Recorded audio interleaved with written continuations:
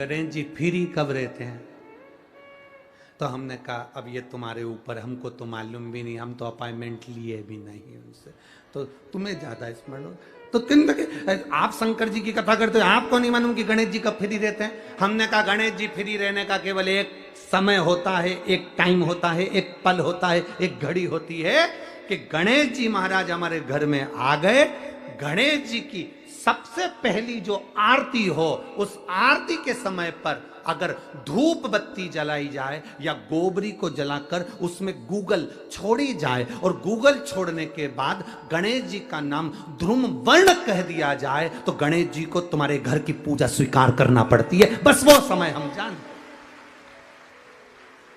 हम तो बस उतना जानते हैं कि शिव महापुराण में लिखा और मुद्गल पुराण में लिखा, गणेश पुराण में लिखा, गणेश जी का एक नाम होता है ध्रुम वर्ण। क्या नाम है?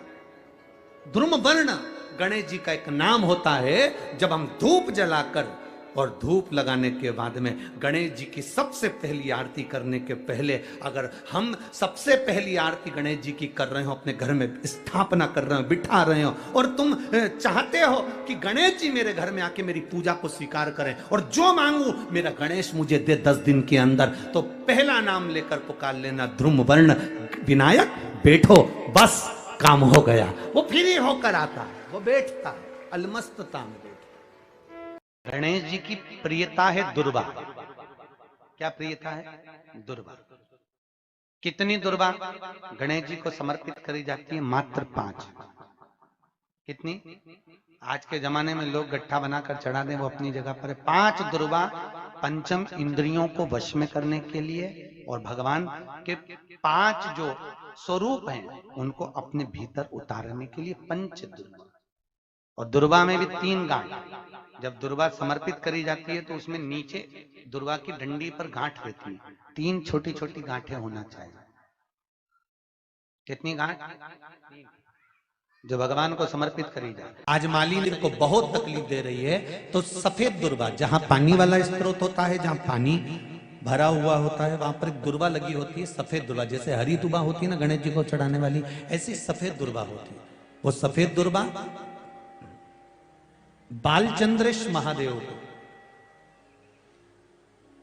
चंद्रमा पे से घुमाकर शिव जी को समर्पित करना है। उसी को लेकर आकर सुबेरे शिव जी का बालचंद्रेश महादेव नाम लेकर उस दुर्वा को खाना है और शिव जी पर जल चढ़ाकर उसका आचमन करना है। जल बाबा चाहेगा तो कुछ दिन में वो पत्थरी अपने आप कहीं निकल ही जाएगी और आपको तकलीफ नहीं। बालचंद्रेश महादेव।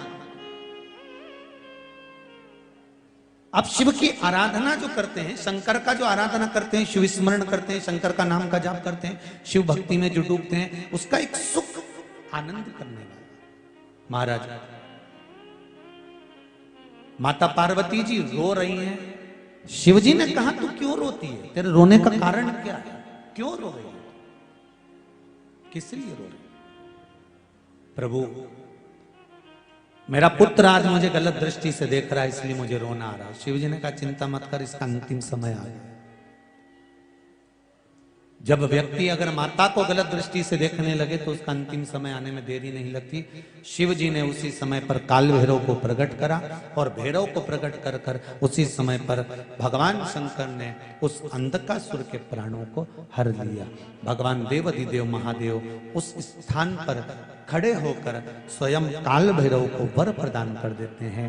हे भैरव, तो जगत के कल्याण के लिए तेरा प्रागट्य हो, जगत कल्याण के। ये श्रंभेश्वर महादेव जो नाम है,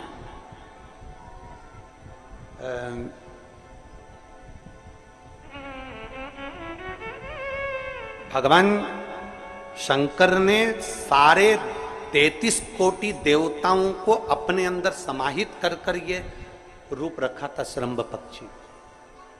33 कोटि। मान लो आपके ग्रह अनुकूल नहीं चल रहे हो, कोई कह दे कि मंगल बेकार है, कोई कहे शनि बेकार है, कोई कहे रवि बेकार है, कोई के बुध बेकार है, कोई के गुरु बेकार है, कोई के शनि बेकार, कोई के ये बेकार, कोई के तुम्हारा ग्रह बेकार चल रहा है, तुम्हारी किस्मत बेकार चल रही है, तुम्हारा भाग्य बेकार चल रहा है।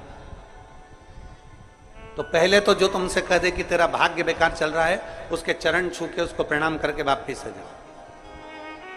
क्यों? जिसने पृथ्वी पर जन्म दिया, जिसने नेत्र दिए, मुख दिया, हाथ दिए, पांव दिए, पूरा शरीर दिया, सारी इंद्रियां दी, रहने को घर दिया, खाने को अन्न दिया, अगर कोई तुमसे कहे कि तेरा भाग्य बेकार चल रहा है, तो पहले तो उसको प्रणाम कर कर वापिस आ जाओ। एक शब्द में मत सुनो, वापिस आ जाओ। क्योंकि दुनिया में आप सबसे ज्यादा भाग्यशाली हो जो भगवान ने आपको पृथ्वी पर पैदा करा।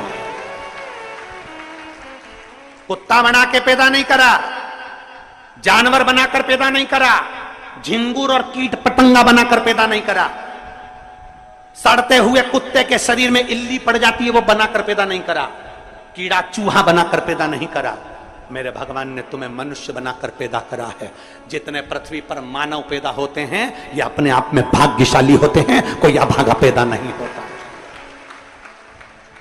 कोई तुमसे कह दे तेरा भाग्य बेकार चल रहा है, तेरी किस्मत बेकार चल रही है, उसके पांव पड़ो, वहां से निकल लो, अपनी पत्रिका लपेटो और वापिस आ जाओ जन्म पत्रिका लेकर। भाग्य तुम्हारा बेकार नहीं है, तुम्हारी किस्मत बेकार नहीं है। भाग्य उसका बेकार है जो तुमको कह रहा है कि तुम भाग्यशाली नहीं हो, तुम किस्मत वाले नहीं। भाग्य उसका बेकार है जो पृथ्वी पर जन्म ले लेता है, शंकर जी के मंदिर में 1 लोटा जल चढ़ाना चालू कर देता है, शंकर के मंदिर में झाड़ू पोछा करना प्रारंभ कर देता है, वो कभी भी अभागा नहीं होता, वो भाग्यशाली ही होता है। वो अभागा नहीं है, वो भाग्यशाली है।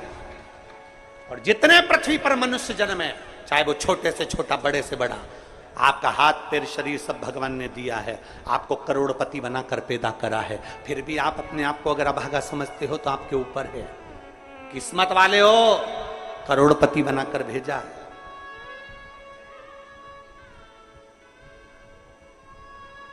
कुत्ता 1000, 10,000, 20,000, 25,000, 50,000 में बिकता है। तुम्हें तो भगवान ने 2-2 किडनी दिए, अभी बेचिए 20-20 लाख में, यूं बिक जाएगी। भगवान ने नेत्र दिए 50-50 लाख में, अभी बिक जाए 5 लाख में। एक एक शरीर भगवान ने कीमत वाला बनाकर भेजा है। किसी डॉक्टर के पास बैठना और पूछना कि कौन से अंग की कितनी कीमत होती है, वो डॉक्टर बता देगा कि तुम्हारे शरीर की क्या कीमत है। और उसके बाद भी कहते हो कि हम अभागे।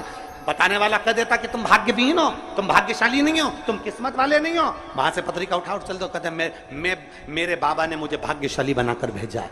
और अपने हाथ में वो बल होता है कि आप स्वयं इतनी मेहनत कर कर आगे बढ़ सकते हो कि अपने आप किस्मत वाले बन सकते हो।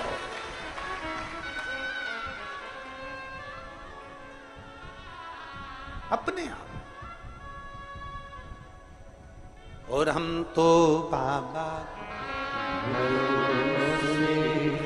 चलते हैं। आप स्वयं भाग्यशाली हैं, आप स्वयं किस्मत वाले हैं। कोई कैसे कहते तुमको कि तुम अभागे हो? ना ना, हमारे बराबर भाग्य नहीं है किसी का।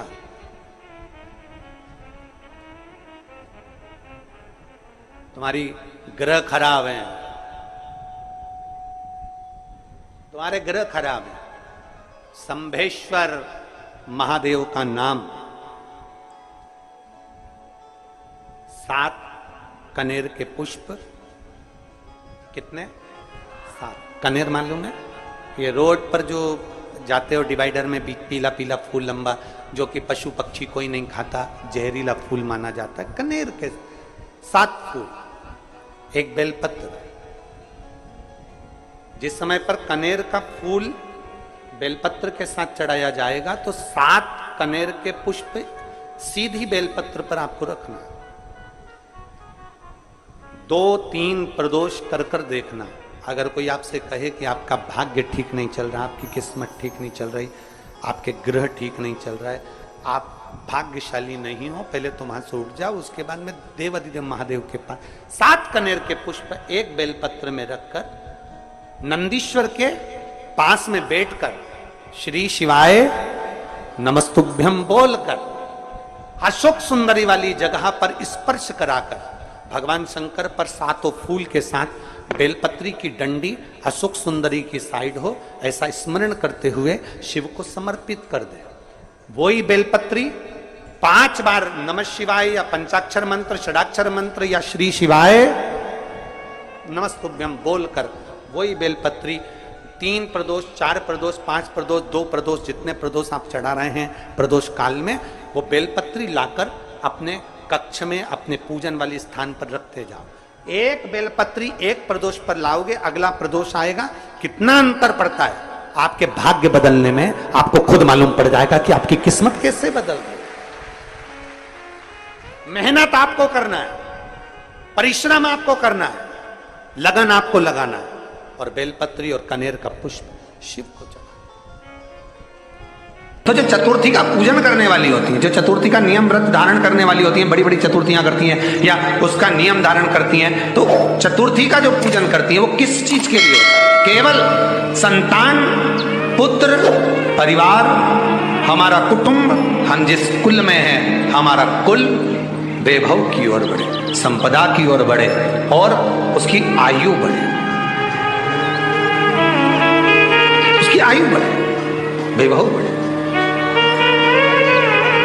चतुर्थी के दिन 7 गांठ वाली दुर्वा 21 ले लो और चतुर्थी के दिन गणेश जी को समर्पित कर दो।